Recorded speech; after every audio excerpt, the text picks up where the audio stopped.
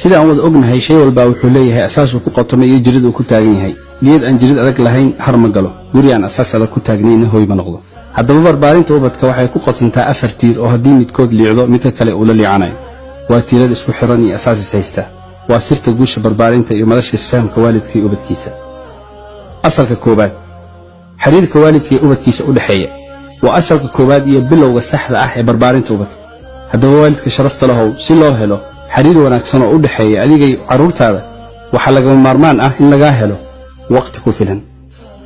ha noqdeen carruurtaada kuwa hela waqtiga kiisa ugu qiimaha badan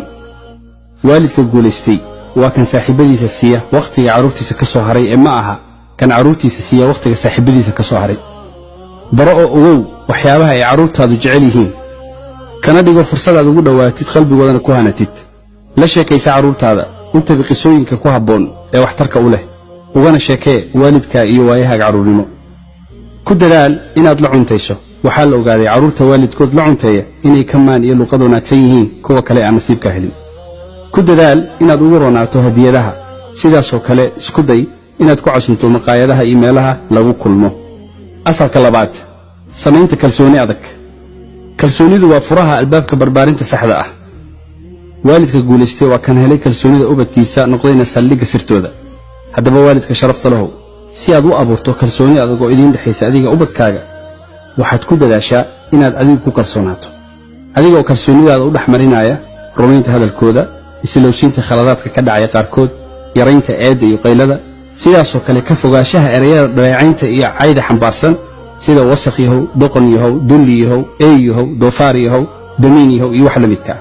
erayada noocaasa carruurta lafna jebiyaan balse niyadda ayay jebiyaan u muuji jacayl ogow carruurtaada ma oga inaad jeceshahay daalka iyo dadaalka aad noloshooda u maraysana ma ku dareemaan jacaylkaad u qabto kalsooniduna waxay ka dhalataa dareen jacayl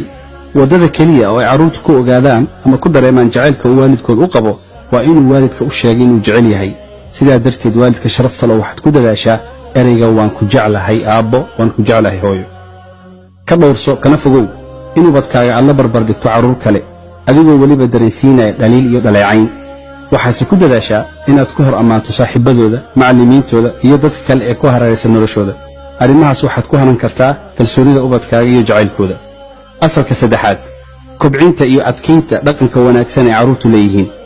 haddii ubadkaagu ku dhawaaqo oraah wanaagsan ama uu isticmaalo erayo fiican ku ammaan sidaasoo kale haddii aad ka aragto fal wanaagsan oo ku farax geliya isticmaal erayada mahadnaqa sida waa mahadsan tahay aabbo waa mahadsan tahay hooyo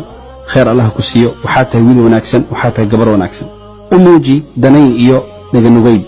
waxyaabaha ay samaynayaan ama qorayaan ama ay xarxariiqayaan kana ogow mustaqbalkooda waxyaabaha ay danaynayaan si aad ugu dhex kubcisid ku abaalmari wax walba wanaagsan oo ay qabtaan hadal ama ficil oraah ama fal kuu doonaha ahaadee adigoo isugu daraaya hadal macaan iyo hoo xiise leh asalka afaraad la tacaalidda khaladaadka ubadka ogow waalidka sharafta lahow yoolka laga leeyahay la tacaalidda khaladaadka ubadka waa sixid iyo in khaladka wanaag loo beddelo nasiib darro waalidiin badan ayaa waxay caadaysteen in khalad walba uu ka soo fulo carruurtooda ay kala hortagaan canaan iyo cagajuglayn mararka qaarna dil iyo dagaal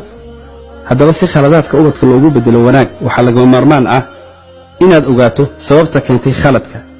sida badan khaladaadka ka soo fula carruurta waxay leeyihiin sababo cadcad kuwaasoo u badan baahiyo haysta ubadka balse u baahan barasho iyo ogaan tusaale dhaqdhaqaaqa badan wuxuu ka dhashaa korriinshaha iyo kobcidda xubnaha diidista iskuulka ama dugsiga waxaa keena cabsiya raalli ahaansho la'aan oohinta waxaa keena soo jeedin iyo halay ogaado kula tacaal khaladaadka wadahadal la beegso wakhtiyaha ku habboon diidmadaada sabab u yeel wixii aad diido beddel u yeel adeegso qaamuuska ciqaabta iyo abaalmarinta ciqaabtuna ma aha dil iyo qaylo oo keli ah balse adeegso asaaliibta kale ee ciqaabtu leedahay sida inaad qol ku soo xirto wuxuu rabay aad u diidid aad ka aamusto dareensiiso raalli ahaansho la'aan ugu dambayn waalidka sharafta lahow ha raadin khaladaadka ubadkaaga si aad ugu ciqaabto ku dadaal in ishaadu aysan ku dhicin waxaadan ubadkaaga uga raalli ahayn قمري الوجه محياه وبهي الطلة لقياه هو أعظم من خلقوا خلقا وحبيب الله مسماه قمري الوجه محياه.